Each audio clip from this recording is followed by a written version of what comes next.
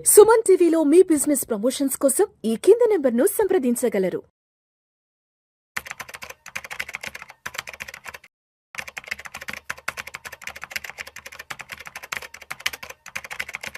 Sir Giribabu గారు నమస్తే sir. నమస్తే అండి. గిరిబాబు గారు, అమెరికాలో ఉన్నటువంటి భారతీయ ఎన్ఆర్ఐలు దాదాపు ఒక 40% మంది తిరిగి మళ్ళా భారతదేశానికి వచ్చేద్దాం అనుకుంటున్నారు అమెరికా నుంచి. గత సంవత్సరం 2 సంవత్సరాల నుంచి జరుగుతున్నటువంటి అనిశ్చితి పరిస్థితుల కారణంగా కూడా అందరూ ఈ డెసిషన్ తీసుకున్నారని కూడా తెలుస్తుంది. ఏంటి మరి ముఖ్యంగా అమెరికాలో ఉన్నటువంటి భారతీయ ఎన్ఆర్ఐలు అక్కడ ఎదుర్కొంటున్న ప్రధాన సమస్యలు ఏంటి? మరి ఆ సమస్యల కారణంగా ఎందుకు భారతదేశానికి తిరిగి వచ్చేద్దాం అనుకుంటున్నారు? అసలు యాక్చువల్ గా డాలర్ డ్రీమ్స్ అనేది చాలా మంది భారతీయులకు ఉండే కళ. డాలర్ డ్రీమ్స్ మీరు ఒక 10 ఏళ్ల క్రితం చూస్తే మా అమ్మాయి పెళ్లి సంబంధం అమెరికా, అది మా సినిమా అమెరికాలో షూటింగ్ చేశారు, మా సినిమా మొత్తం షూటింగ్ అంతా అమెరికాలో అయింది, ఈ కథకి నేపథ్యం అమెరికా, సో మా పిల్లోడు అమెరికాలో చదువుకుంటున్నాడు అని చాలా గొప్పగా చెప్పేవాళ్ళు అందరూ. సో అమెరికా అంటేనే ఔన్నత్యానికి, ఒక అత్యుత్తమైన స్థానానికి ప్రతినిధి, కళల ప్రపంచానికి అదొక దిక్సూచి లాంటిది, ఒక రైల్ ఇంజన్ లాంటిది, అది ప్రపంచం మొత్తానికి ఒక డ్రైవింగ్ ఫోర్స్ లాంటిది అది. అలాంటి అమెరికా డాలర్ డ్రీమ్స్ ఇప్పుడు నెమ్మదిగా సన్నగిల్లిపోతున్నాయి. అసలు వెళ్ళడం అనుకునే వాళ్ళ సంగతి పక్కన పెడితే, వెళ్ళిన వాళ్ళు తిరిగి వద్దామని చాలా మంది ప్లాన్ చేస్తున్నారు. మొత్తం అమెరికా ఉన్న జనాభాలో 1.5% భారతీయులు ఉంటారు. 1.5%. టోటల్ అమెరికా జనాభా అరౌండ్ 30 కోట్ల ప్లస్ ఉంటుంది, 32 కోట్లు ఉంటుంది. అందులో భారతీయులు 1.5%. అయితే ఇక్కడ మొత్తం అమెరికా కలెక్ట్ చేసే పన్నులలో ఈ భారతీయులు కట్టే పన్ను 6% ఉంటుంది. 6 ట్యాక్స్. అంటే 1.5% of population in America is paying 6% of total tax collections. అంటే ఒక విధంగా భారతీయులు వెళ్ళి ఇండియాకి డబ్బులు పంపడమే కాదు, అక్కడ ట్యాక్సులు కడుతున్నారు. అందులో మన వాళ్ళు ట్యాక్స్ కట్టడం చాలా స్ట్రిక్ట్గా ఉంటారు, పర్ఫెక్ట్గా కడుతూ ఉంటారు. అంటే 6% పన్నులు కలెక్ట్ అవుతున్నాయి అక్కడ. సో ఆ కలెక్ట్ అవుతున్నాయంటే ఆ గవర్నమెంట్ కూడా బెనిఫిటే కదా. బట్ అయినా సరే పరిస్థితి ఏంటంటే ఒక 5 ఏళ్ల క్రితం లాగా లేదు, ఇప్పుడు కంప్లీట్గా మారిపోయింది. ఇదంతా మారిపోయిందంతా ఎవరికి అంటే, ఎవరైతే 2010 తర్వాత వెళ్ళారో వాళ్ళదే మెయిన్గా ఇదంతా కూడా. 2010కి ముందు వెళ్ళిన వాళ్ళు అక్కడ సొసైటీలో మమ్మకమైపోయారు, వాళ్ళు అక్కడ సెటిల్ అయిపోయారు. వాళ్ళు ఇప్పుడు రమ్మన్నా మోస్ట్లీ రారు. కానీ 2010 తర్వాత వెళ్ళిన వారు అవుతున్నారో, ముఖ్యంగా ఈ డల్లాస్ తర్వాత, అందుకే డల్లాస్ అంతా చూస్తే ఇండియా లాగే ఉంటుంది, అది టెక్సాస్. అందుకే డల్లాస్ సందర్భంలో డల్లాస్పురం అని పిలుస్తూ ఉంటారు. సో అక్కడ డల్లాస్ వెళ్తే మొత్తం అది హైదరాబాదు, అమలాపురం లాగే అనిపిస్తుంది అందరు ఉన్న వాళ్ళకు. అంత నింపేశారు. టెక్సాస్, న్యూయార్క్, వాషింగ్టన్ ఇలాంటి ప్లేస్లో చాలా మంది ఉన్నారు. అయితే ఇప్పుడు ఏమైపోయిందంటే 2010 తర్వాత వెళ్ళిన వాళ్ళకు అవకాశాలు ఫస్ట్ ఆఫ్ ఆల్ బాగా తగ్గిపోయాయి. అక్కడ ముఖ్యంగా ట్రంప్ సెకండ్ టర్మ్ వచ్చిన తర్వాత అక్కడ అమెరికన్స్ లో క్లియర్ విభజన కనిపిస్తోంది. ట్రంప్ యొక్క మెయిన్ నినాదం ఏంటి? America is for Americans, make America great again. మనం 2 ఏళ్ల క్రితం మాట్లాడుకున్నాం.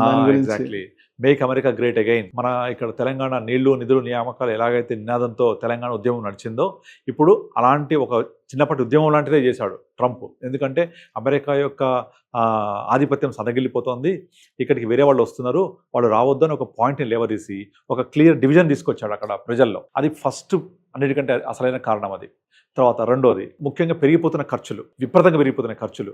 ఒక సర్వే ప్రకారం ఒక ఫ్యామిలీ, వైఫ్ అండ్ హస్బెండ్, ఒక చైల్డ్ని, అబ్బాయి కానీ అమ్మాయి కానీ చదివించాలి అంటే 18 ఇయర్స్ వరకు అయ్యే ఖర్చు 2.5 కోట్లు. 18 ఇయర్స్ వరకు అంటే అందులో ఓన్లీ +1 +2 వరకే ఉంటుంది అంతే. దాని తర్వాత ఇంకా కాస్ట్లీ అవుతుంది. బట్ ఇండియాలో అంత కాదు కదా, 2.5 కోట్లు కాదు కదా. మనము ప్రొఫెషనల్ ఎడ్యుకేషన్ కావాలని ఒక ఎన్ఆర్ఐ సీట్ కొనుక్కుంటే కూడా అంత కాదు. మేబీ కొద్దిమందికి ఉంటారు, కానీ అక్కడ అట్లా కాదు. సాధారణంగా ఎవరైనా ఒక అబ్బాయిని కదా అమ్మాయిని చదివించాలి అంటే 18 ఇయర్స్ వరకు వాళ్ళు పెట్టే ఖర్చు యావరేజ్గా 2.5 crores. ఇక ఇంటి అద్దెలు విపరీతంగా పెరిగిపోయాయి. అండ్ అన్నిటికన్నా ముఖ్యంగా అవకాశాలు తగ్గిపోతున్నాయి అక్కడ. ఇప్పుడు మన ఇక్కడ నుంచి వెళ్ళిన వాళ్ళకు, లోకల్గా వెళ్ళిన వాళ్ళకు అక్కడ వెళ్ళి రెస్టారెంట్లో పనిచేయడమో, లేకపోతే వేరే చోట పనిచేయడమో, పెట్రోల్ బంక్స్లో పనిచేయడం తప్ప ప్రొఫెషనల్ జాబ్స్ ఏవి రావట్లేదు. మీరు నమ్మడమోపోండి, నాకు ఆల్మోస్ట్ వీక్లీ ఒక 2-3 కాల్స్ వస్తూ ఉంటాయి, పర్టికులర్ యూఎస్, కెనడా నుంచి, ముఖ్యంగా యూఎస్ నుంచి. వాళ్ళందరూ వచ్చి స్టీరియోటైపిక్ లాగా అందరూ ఒకటే రిక్వైర్మెంట్ అడుగుతుంటారు. సార్ నా వయసు ఇప్పుడు 40 సంవత్సరాలు, యూఎస్లో ఉన్నాను, నేను ఒక 5 ఏళ్ల తర్వాత ఇండియాకి రావాలనుకుంటున్నాను, నాకు ఒక మంచి కార్పస్ క్రియేట్ చేయాలి, నాకు మంత్లీ ఇన్కమ్ ఒక 3-4 lakhs కావాలి, ఇక్కడ హైదరాబాద్ ఉండడానికి ఒక ఇల్లు కావాలి, ఇక్కడ ఇల్లు కావాలి, నాకు మంత్లీ 2-3 lakhs ఇన్కమ్ కావాలి, దీనికి ఎలా ప్లానింగ్ చేసుకోవాలి, ఇంకా నేను మాక్సిమం ఒక 4-5 years మించి ఉండలేను ఇక్కడ, ఆ 4-5 years కూడా ఉండనో తెలియదు, నాకు ఇదంతా ప్లానింగ్ అనేది ఇప్పుడు స్టార్ట్ చేస్తే చేయగలనా లేదా, ఎంత కాంట్రిబ్యూట్ చేయాలి, ఇదే అడుగుతుంటారు. అసలు 100% అసలు ఒక్కళ్ళు కూడా డిఫరెంట్గా మాట్లాడరు. అందరు కూడా యూఎస్ నుంచి కాల్ వచ్చింది అంటే వాళ్ళు మాట్లాడేది, నేను 5 years తర్వాత ఇండియాకి వచ్చేస్తాను, లేదా 6 years తర్వాత, లేదా మీరు తొందరగా మాకు కార్పస్ క్రియేట్ చేస్తే ఇంకా తొందరగా కూడా వస్తాం మేము. సో ఇక్కడ నుంచి పోవడం పక్కన పెట్టి అక్కడ నుంచి రావడానికి ఇష్టపడుతుండ్రు. అండ్ బోల్డ్ మంది 2023-24 తర్వాత ఇండియాలో ఇక్కడ ఒక ఇల్లు తీసుకొని ఉండడానికి ప్లాన్ చేసుకొని ఒక ప్యాసివ్ ఇన్కమ్ పెట్టుకొని అక్కడంతా వైండప్ చేసే వాళ్ళు బోల్డ్ మంది లైన్ కడుతున్నారు. మీరు ఎవరైనా సరే యూఎస్లో ఉన్న వాళ్ళని అడిగితే అందరు ఇదే ఆన్సర్ చెప్తారు. సర్ప్రైజింగ్లీ లాస్ట్ 2 years మొత్తం మారిపోయింది సినారియో అంతా. అండ్ ఇంకొక ఇంపార్టెంట్ థింగ్ ఏంటంటే వాళ్ళకు గ్రీన్ కార్డ్ రావాలి అంటే ఇప్పుడు నడుస్తున్న షెడ్యూల్ 2010-11 నడుస్తుంది. ఇప్పుడు అంటే 2010-11-12 అప్లై చేసిన వాళ్ళకి ఇప్పుడు ఇస్తుంది 2026లో. 15-16 ఏళ్ల క్రితం అప్లై చేసుకున్న వాళ్ళు ఇప్పుడు ప్రాసెసింగ్ లో ఉన్నాయి చెప్పాలంటే. ఇక ఇప్పుడు అప్లై చేసుకున్న వాళ్ళకు అది 30 ఏళ్ళు పట్టుద్దా, 40 ఏళ్ళు పట్టుద్దా, 60 ఏళ్ళు పట్టుద్దా కూడా తెలియదు. అంత డిలే. అంటే ఈ గ్రీన్ కార్డ్ ఒక శిక్షలాగా అయిపోయింది వాళ్ళకు, జీవితకాల శిక్ష. అది ఎప్పుడు వస్తుందో తెలియదు, వస్తుందో తెలియదు. గ్రీన్ కార్డ్ వస్తే తప్ప అక్కడ మీరు శాశ్వతంగా ఉండడానికి అవకాశం లేదు. మరి ఆ గ్రీన్ కార్డ్ లేకుండా, శాశ్వత చిరునామా లేకుండా ఎంతకాలం ఈ తుమ్ముతో ఊడిపోయి ముక్కులాగా బతకాలి అక్కడ. కనుక మా భారతదేశం గ్రో అవుతోంది. India is growing. ఇప్పుడు వీళ్ళు రావడానికి ఇంకొక మెయిన్ రీజన్ ఏంటంటే ఇండియా ఇస్ గ్రోయింగ్. ఇక్కడ అవకాశాలు పెరుగుతున్నాయి. ఇండియా ఒక్కప్పుడులా కాదు, ఇట్స్ ఎమర్జింగ్ ఎకానమీ. ప్రపంచంలో ఉన్న అన్ని దేశాలకు ధీటుగా మనం నిలబడుతున్నాం. అండ్ ఒక సర్వే ప్రకారం 2050 వరకల్లా China is going to beat America. So China, USA, India ఈ 3 ఉంటున్నాయి. అంటే ఇండియా కూడా అమెరికా సరసన నిలబడబోతోంది ఎప్పుడు 2050 వరకల్లా. కనుక అటువంటి మంచి క్లియర్ విజన్ కనబడుతుంది. కాబట్టి నేను అక్కడ ఒక బానిసలాగా అక్కడ ఒక దేశంలో బతకడం ఎందుకు అని ఇండియాకి రావడానికి ప్లాన్ చేస్తున్నారు అందరూ. ముఖ్యంగా ఈ పెరిగిపోయిన ఖర్చులు తట్టుకోలేక. ఇంకా విచిత్రంగా నేను రీసెంట్గా ఒక 2 అమ్మాయిలతో మాట్లాడాను. అక్కడి నుంచి ఫోన్ చేశారు. వాళ్ళు జాబ్స్ లేక ఏం చేస్తున్నారు తెలుసా, ఇళ్లల్లో పని మనుషులాగా పనిచేస్తున్నారు. నాకు వాళ్ళు చెప్తున్నారు, మేము వెళ్ళి ఇంట్లో గిన్నెలు కడగడము, సర్వెంట్ చేస్తున్నాం. ఇక్కడ హైదరాబాద్ మన ఇండియాలో ఉన్నప్పుడు తిన్న పళ్ళెం కూడా పక్కన పెట్టరు కదా, అక్కడికి వెళ్ళి పని పెడుతుంటే తింటారు, సోఫాలో కూర్చొని. Bitter reality. మీరు యూట్యూబ్ చూడండి, చాలా మంది వీడియోస్ కూడా చేస్తున్నారు ఈ విధంగా. మేము అమెరికా వచ్చి కష్టపడుతున్నాము, మీరు రావద్దండి ఇక్కడికి, 80% రావద్దు, ఇక్కడ డాలర్ డ్రీమ్స్ అయిపోయినాయి, మేము ఇంత కష్టపడుతున్నాము, జాబ్స్ రావట్లేదు, చదువుకున్న తర్వాత జాబ్స్ రావట్లేదు. ఇక చాలా మంది స్విగ్గీ, మనలాగే స్విగ్గీ, జొమాటో అక్కడ కూడా ఉంటాయి. సో అవి చేయడము, అవి చేస్తుంటే కూడా ఇప్పుడు గవర్నమెంట్ అక్కడ రెస్ట్రిక్షన్ పెడుతుంది తెలుసా.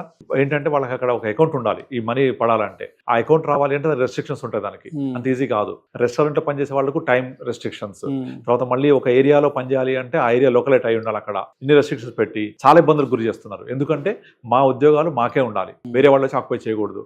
ఇలాంటి ఒక గీత లాంటి ఒక విభజన ఏర్పడింది సమాజంలో. సో దీనికి మనవాళ్ళు కూడా కారణమే. ఎట్లా చెప్పాలంటే నార్మల్ గా 2010, 11, 12 తర్వాత వెళ్ళే వాళ్ళందరూ కూడా మన వినాయక చవితి, మన దసరా ఇలాంటి పండుగలన్నీ బహిరంగంగా జరుపుకోవడం, రోడ్ల మీద ర్యాలీ చేయడము, సినిమా ర్యాలీలు చేయడము, పొలిటికల్ పార్టీస్. ఇక్కడ భారతదేశంలో ఎలక్షన్స్ అయితే ఆ రాజకీయ పార్టీలకు సంబంధించిన ర్యాలీలు చేయడము, అక్కడ ఫండింగ్ కలెక్ట్ చేయడము. ఇక సినిమా అయితే మన హైదరాబాద్ లో ఎలా అయితే మొదటి రోజు హంగామా ఉంటుందో అలాంటి హంగామా.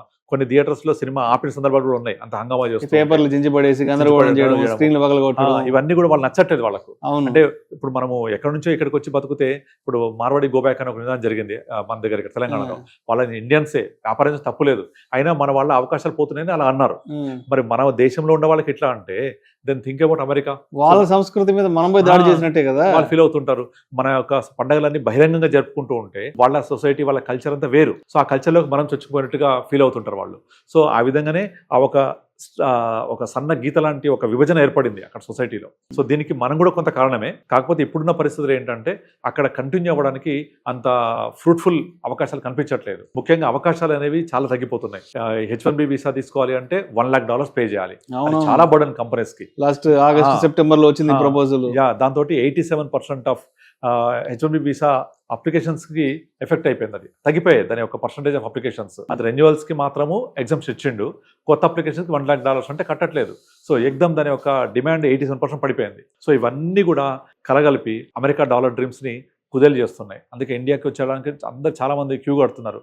వద్దు, నేను అక్కడ ఉండి ఇబ్బందులు పడే బదులు ఇండియాకి వచ్చి ఇక్కడ హ్యాపీగా ఎంతో కొంత జాబ్ చేసుకొని హ్యాపీగా బతుకుతా, నాకు అక్కడ హ్యాపీనెస్ లేదు, ఎప్పుడు ఉంటామో తెలియదు, ఎప్పుడు పోతామో తెలియదు, ఇది వద్దు మాకు అనేవాళ్ళు బాగా పెరిగిపోయారు. కనుక ఆ సర్వే ప్రకారం 40% మంది ఇండియాకి రావడానికి మొగ్గు చూపుతున్నారంటే అసలు అతిశయోక్తి కాదు. ఇంకెక్కువ మంది కూడా రావడానికి ట్రై చేస్తున్నారు ఇండియాకి present. Thank you sir, thank you so much Giribabu గారు.